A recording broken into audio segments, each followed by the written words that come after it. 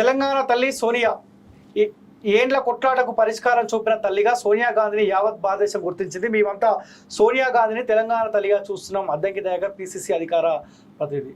ఇప్పుడు అద్దంకి దయాకర్ అన్నది నమస్తే తెలంగాణలో ఫ్రంట్ పేపర్లో వేసిరంటే మరి ఆలోచించాలి.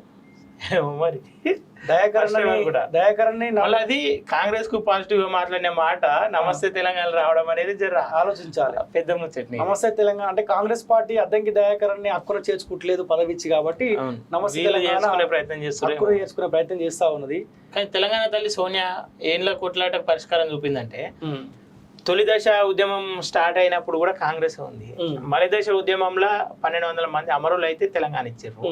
1200 చంపుకున్న తల్లి అని చెప్పచ్చు కదా. మరి ఇప్పుడు తెలంగాణ ఇచ్చుడు ఇయ్యాలన్న ఆలోచన నీకుంటే అది ఓన్లీ 2014 ముందు స్టార్ట్ అయింది కాదు కదా అన్న. తొలి దశ మలి దశకు ఏరుకున్నాక తెలంగాణని ఇచ్చి తెలంగాణ తల్లి అని చెప్పి చెప్పుకుంటారు వీళ్ళు. 1200 మందికి ఇప్పుడు జూన్ 2న ఆవిర్భావ దినోత్సవాలు జరుగుతాయి కదా, సెలబ్రేషన్ జరుగుతాయి కదా. అద్దంకి దయాకర్ గురించి రేవంత్ రెడ్డి ఒకసారి ఆలోచించుకోవాలి. ఉద్యమకారుడు. అసలు అద్దంకి దయాకర్ అన్నకు బాధ లేదు కానీ ఏమంటుండు, నాకు క్లారిటీ ఉంది మీరు ఎందుకు బాధపడుతున్నారు భయ అంటుండు. బయట వాళ్ళు మాట్లాడితే తప్పదు, అట్లా మాట్లాడాల్సిందే. పార్టీలు ఉండు కాబట్టి నేను ఏమంటున్నా, కష్టపడ్డాడు కాంగ్రెస్ పార్టీ. అసలు తెలంగాణలో భూస్థాపితమైన అంటే రాదు అన్న సమయంలో కూడా కాంగ్రెస్ నిలిచిపెట్టాడు. కాంగ్రెస్ పార్టీ కోసం కష్టపడ్డాడు. రేవంత్ రెడ్డిని ఇష్టపడ్డాడు.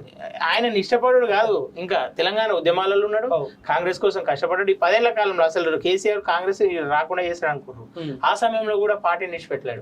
ఇటువంటి నిక్కస్ అయిన రెడ్డిలకు వ్యతిరేకంగా మాట్లాడాడు. కోమటిరెడ్డి వెంకటరెడ్డికి ఈయనకు పదవి ఇస్తే కోమటిరెడ్డి వెంకటరెడ్డిలో తిరుగుబాటు చేసే అవకాశం ఉందని చెప్పి వాళ్ళ కోసం వాళ్ళ మెప్పు కోసం ఈయనకు పదవి ఆపుతా ఉన్నాడు. కానీ ఈయన ఆలోచించుకోవాలి కదన్న, వెనక ముందు రాబోతుందా ఏదైనా ఒకటి వస్తుంది కానీ ఆలోచిస్తా ఉంటాడు దయాకర్ అన్న.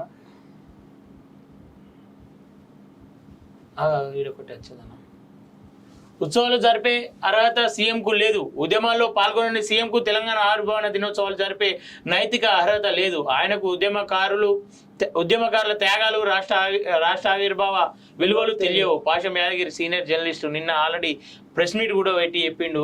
చాలా అగ్రెసివ్ గా మాట్లాడిండు. ఆయన బాధతో మాట్లాడిండు. నిజానికి తెలంగాణ ఉద్యమాలు చేసిన వాళ్ళని ఇలా దూరం పెట్టి తెలంగాణ సంగీతాన్ని కావచ్చు, తెలంగాణ చిహ్నంలో మార్పులు కావచ్చు అనేకం చేసుకుంటా పోతుర్రు. ఇవి ఇప్పుడు ముఖ్యమైన ప్రశ్న. అంటే ఇప్పుడు ఇవి చేయని చేస్తూ పాటు ఏవైతే మనం 6 గ్యారెంటీలు ఇచ్చిన 6 గ్యారెంటీలో ముంగటికి వెళ్ళాలని చెప్పేసి మొన్నటి వరకు కూడా అంటే మద్దతుగానే ఉండు కాంగ్రెస్ కు. కానీ ఇప్పుడే బయటకు వెళ్ళిండు.